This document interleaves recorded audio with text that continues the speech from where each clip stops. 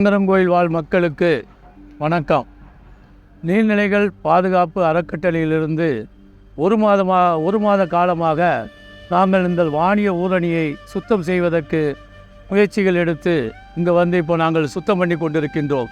இதற்காக நாங்கள் முதலாக வாடகைக்கு மோட்டார் எடுத்து இந்த தண்ணியை முதலில் அப்புறப்படுத்தி விட்டு பின்புதான் இந்த ஆகாயத்தாமரை அகற்ற முடியும் என்று சொன்னவுடன் அதற்காக மோட்டார்களை வைத்து நாங்கள் 2 மோட்டார்களை வைத்து ஒரு வார காலமாக இந்த தண்ணியை வெளியேற்றினோம்.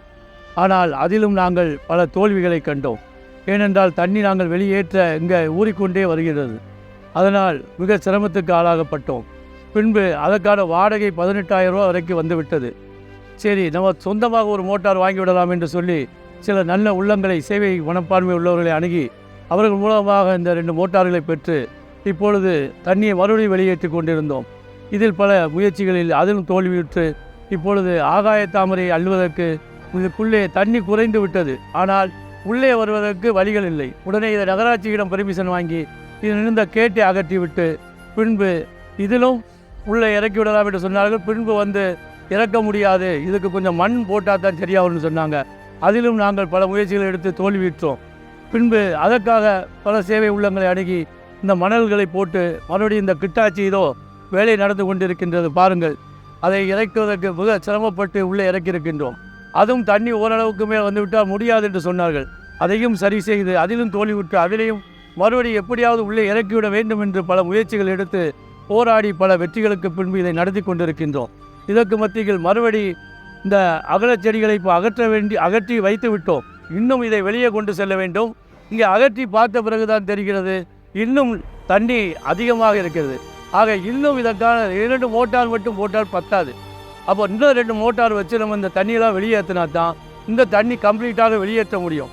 இதுக்கு மத்தியில் நாங்கள் மேற்க போய் பார்க்கின்ற பொழுது சாக்கடை வந்து அதில் உடைப்பு ஏற்பட்டு அந்த தண்ணி உள்ளே வந்து கொண்டிருந்தது. இப்பொழுது அதையும் நாங்கள் ஆள்களை வைத்து சரி செய்து விட்டோம். ஆக அதிலேயும் ஒரு முயற்சியில் தோல்வி அடைந்து மறுபடியும் அதை சரி செய்து விட்டோம்.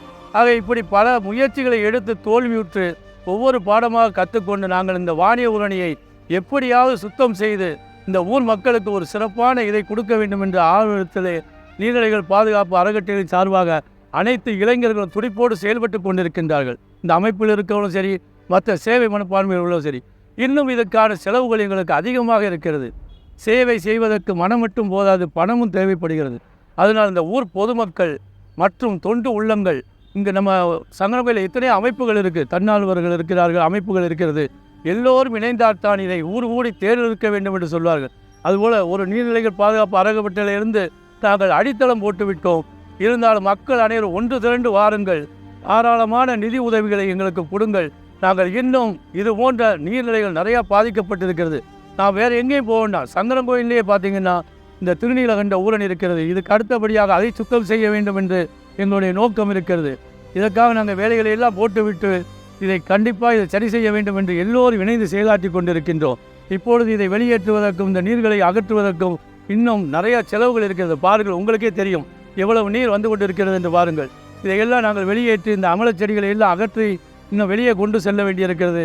இதுக்கு மத்தியில் பல முயற்சிகள் தோல்வியுற்றாலும் எப்படியும் இதை சரி செய்தே ஆக வேண்டும் என்ற ஒரு நல்ல நோக்கத்திலே இதில் நாங்கள் இறங்கி இருக்கின்றோம். இந்த சேவைக்கு நீங்களும் வந்து உங்களால் முடிந்த நிதி உதவிகளையும் கொடுத்து எங்களோடு இணைந்த கைகளாக இருந்து மிக சிறப்பாக செயலாற்றி இந்த சங்கரன்கோயில் மக்களுக்கு ஒரு ஆரோக்கியமான சுற்றுச்சூழலை ஏற்படுத்தி கொடுப்போம் என கூறிக்கொண்டு விடைபெறுகிறேன். நன்றி, வணக்கம், வாழ்க வளமுடன்.